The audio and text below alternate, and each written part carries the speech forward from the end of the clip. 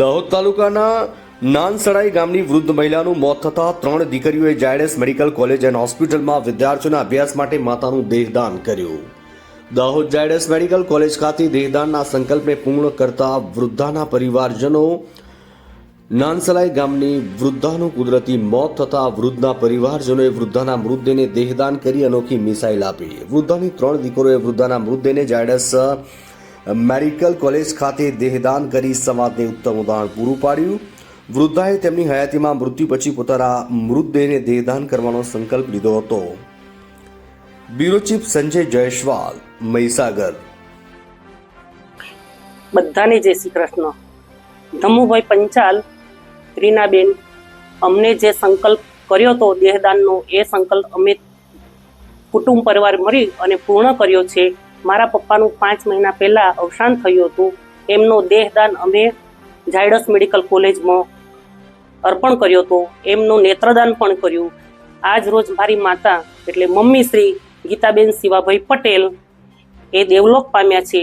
એમનું નેત્રદાન પણ અમે ઝાયડસ મેડિકલ દ્રષ્ટિ નેત્રાલયમાં સોંપી દીધું છે અને ઝાયડસ મેડિકલ કોલેજની અંદર એમનું દેહદાન અર્પણ કર્યું છે। બીજું કે આવો સંકલ્પ અને આવું લોકો જાગૃત થાય કે દેહદાન એટલે શું, એ લોકોને પ્રેરણા મળે એ માટે અમે આ પૂરો કરું છું। બીજું કે આવી સેવા માતાની અને પિતાની દરેકને કરવા મળે એ બદલ હું ખૂબ ખૂબ આભાર માનું છું કે દરેક સમાજના વ્યક્તિ મા બાપની આ રીતે સેવા કરે અને જાગૃત થાય। હર્ષિકાબેન અશ્વિનભાઈ પટેલ, નાનસલાઈ। મારું નામ રીના પંચાલ છે। હું અને મારા હસબન્ડ ધમુ પંચાલ દાહોદ જિલ્લામાં અંગદાન અને દેહદાન જાગૃતિ માટેના આખા અભિયાન ચલાવીએ છીએ। આ અભિયાન અંતર્ગત નાનસલાઈના રહેવાસી ગોદાવરીબેન અને તેમના પતિ દ્વારા દેહદાનનો સંકલ્પ લેવામાં આવ્યો હતો। 4 મહિના પહેલા જ ગોદાવરીબેનના પતિનું મૃત્યુ થયું હતું। સંતાનમાં તેઓને માત્ર 3 દીકરીઓ જ છે।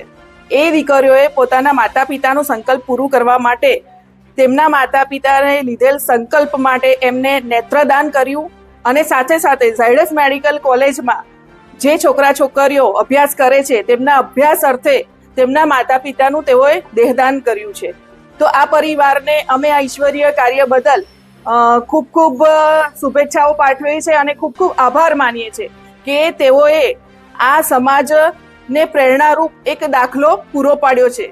તમામને અમારી નમ્ર વિનંતી છે અને એક અરજી છે કે ભાઈ તમે પણ આ ઈશ્વરીય કાર્યમાં જોડાઓ। જીવતા જીવતો આપણે સારા કામ કરીએ છીએ, પણ મરતા મરતા મરીને પણ આપણે સારા કાર્ય કરી શકીએ છીએ। એ આનું ઉત્તમ ઉદાહરણ છે।